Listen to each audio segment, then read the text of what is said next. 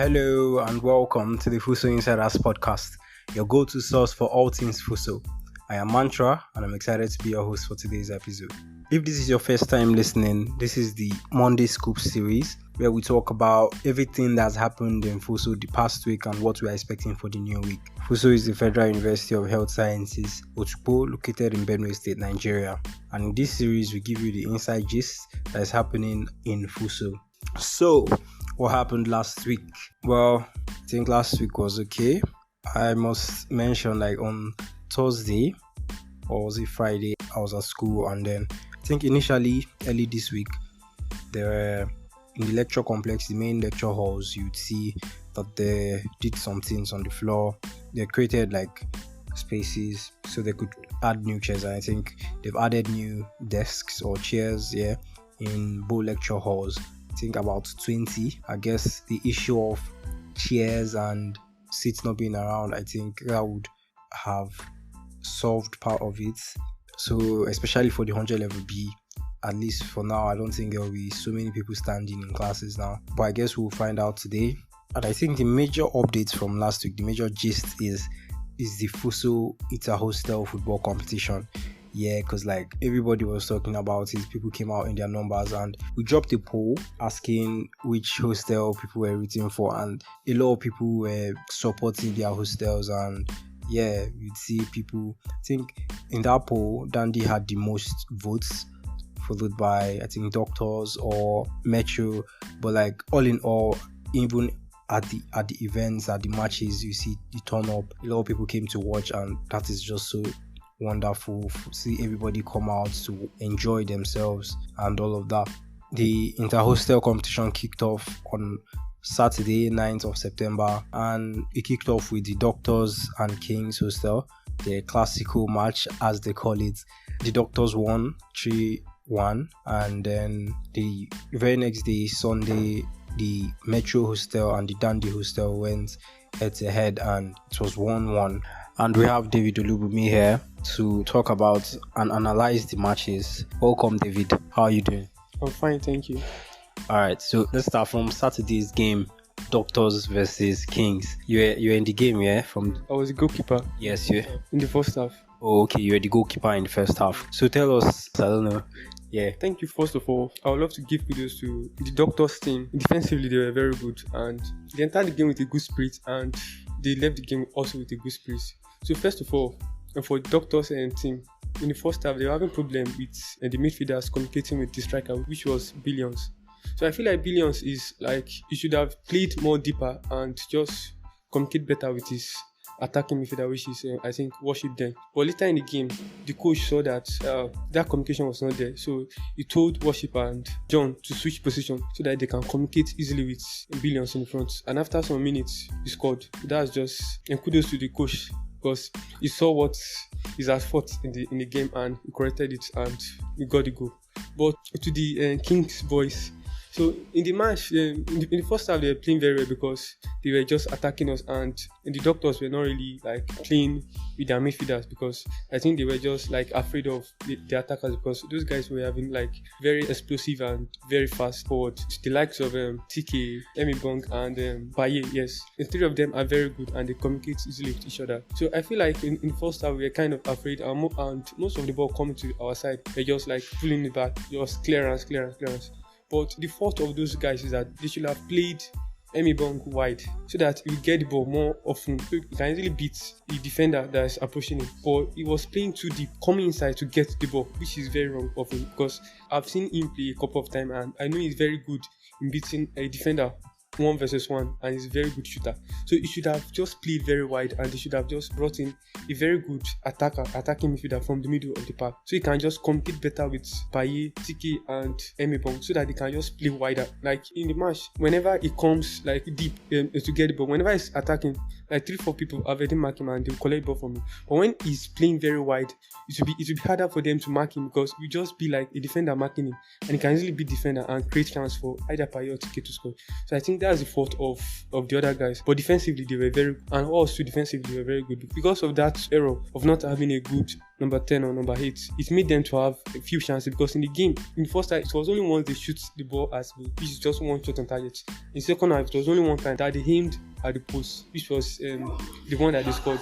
So in their next match, they should try to get a very good attacking midfielder that will communicate better with Payet in the front. So that's my say on that. Okay. Do you feel like the Doctors actually stand a chance to win this? Like, they started this game winning Kings 3-1, so I guess they started on a very good note. So, but how do you think, because I think all the 4 teams have played now, so we've seen their legs, and though a lot of them would improve in their next games, I'm sure, but like, how do you see Doctors moving forward? For the Doctors, I think if they continue with this team spirit, they are going to get to the final. But if they should continue, like, actually they are having like a fault in one aspect in the team which I've not mentioned earlier. Like, avoid them, and they don't have a good right winger which will communicate better with the striker. Because if you look at their match, it was a midfielder that was playing that position, which is John. They don't really have a natural right winger. And even Billy himself, like, if they should win the match, because they have a very good defender. Defensively, they were very, very good. Like, in this competition, I can say they are the one with the best defense, because like, they don't even give the likes of TK, Payet, and the rest like chances to perform. So I feel like if they should get to the final, I think they should try to like correct those small like spaces there, the right wing and the left wing, and their striker should be more attentive to this to the midfielder, so that they can easily get just what they came for, which is to win.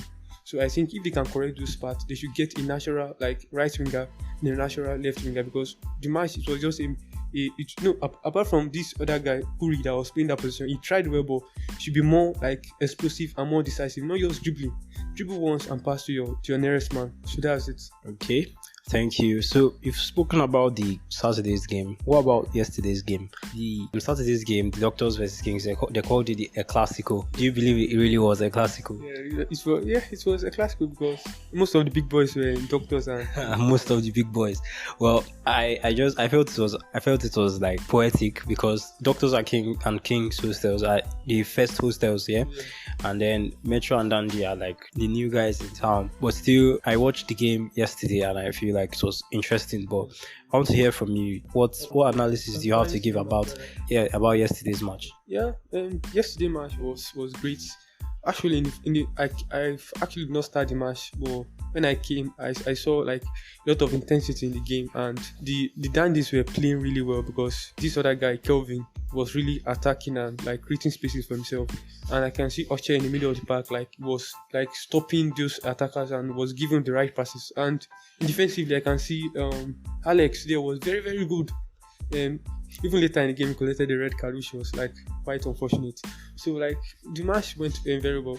But and on the other side, the Metro boys were in the first half, they were not like understanding themselves. So I think, but in the second, they got to understand themselves better, and they got the goal. Okay, like you mentioned, Alex got a red card, and I think Oche might have also gotten, but I think the second yellow that was expected to be given to him, no card was given. So I feel like there was a lot of fouls in the game. I think it's because of the intensity of the game. Each side were afraid to lose, so they don't want to take any chance. So any slight error like this they make, they'll try to like correct it by fouling the opponent that is going to that is moving towards their post. So I think because of the intensity of the match, that's why they're trying to like bring down opponent that is approaching their post. So okay, the match ended in a tie, 1-1. Yeah. With both teams securing a goal each. So who do you think would have deserved to win? Yeah. So I'll go with the Metro boys, because those guys like played very well. Like kudos to their midfielder and Jaffet, Simon and Silas in the middle. Those guys played very well.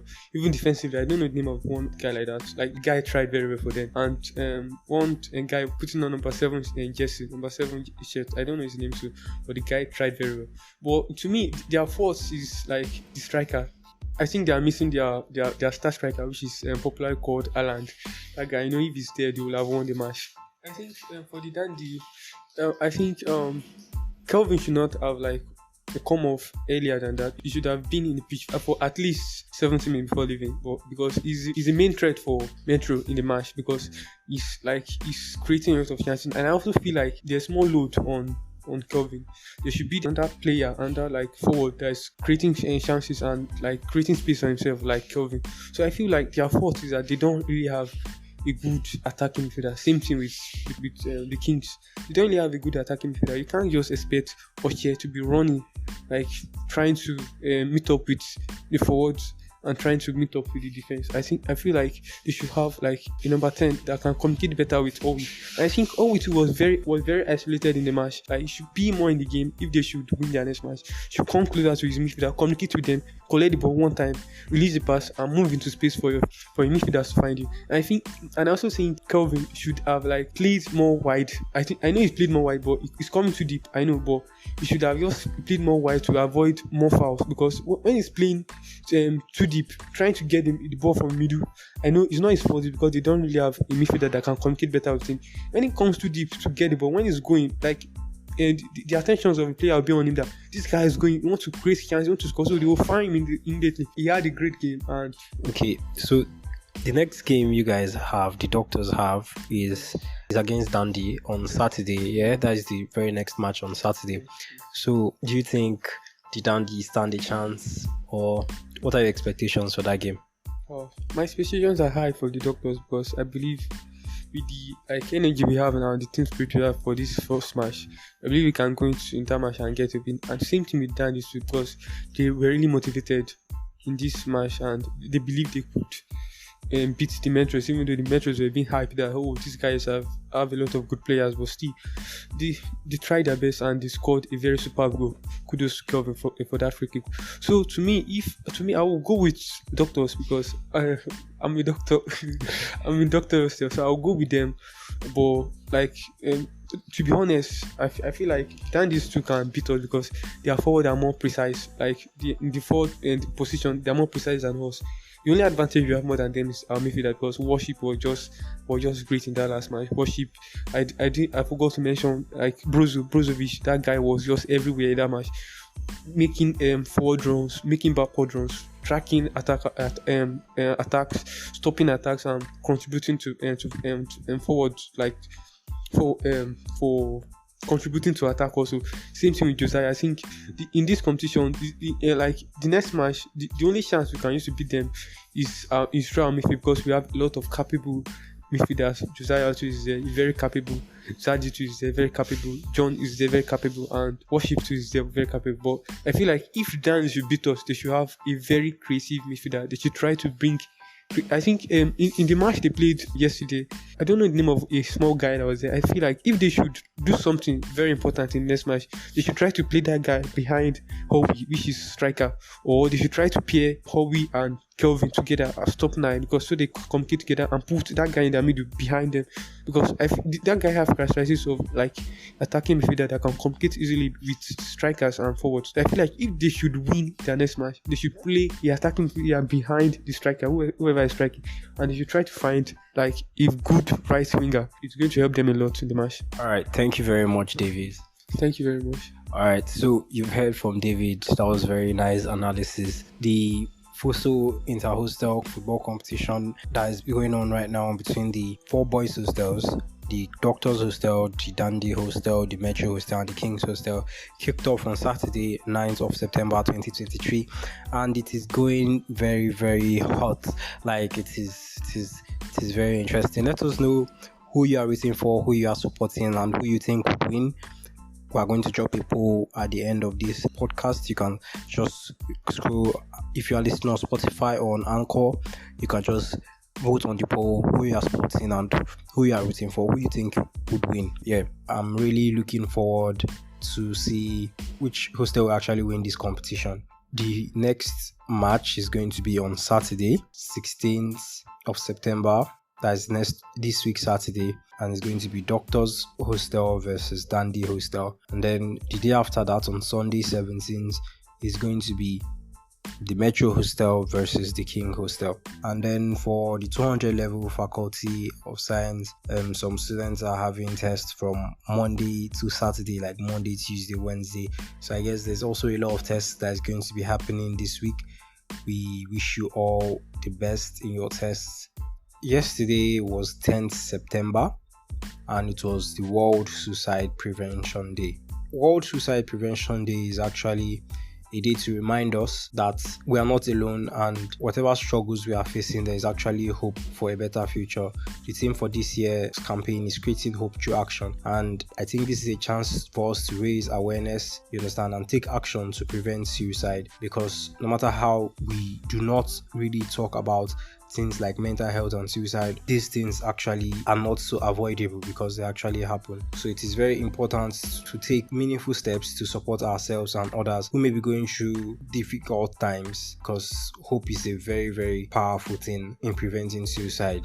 They say once there is life, there is hope. So when there is hope, there is life. Each of us have a role to play in creating hope and offering support, and creating hope actually starts with education and awareness. So it is vital to break the silence and also to reduce the stigma around mental health and suicide. By promoting open conversations and providing accurate information about these mental health issues, we can actually help ourselves and others feel more comfortable to seeking help and support. I think when we foster a supportive environment in our friendships, our relationships, letting people know that yes, they can talk to us, and most of the times you should also be able to open up in your cycle, in your friendships, in your families. Create safe spaces where we can seek help and allow people to seek help without judgment. We should cultivate a culture of compassion and active listening. Another way we can take action is by showing care and compassion to anybody. According to the World Health Organization, suicidal thoughts are not really a result of like one event. So sometimes it's some things that just compile. So we can actually make a difference, by even just sending a message, making a call, spending some time with someone who may be feeling lonely or hopeless.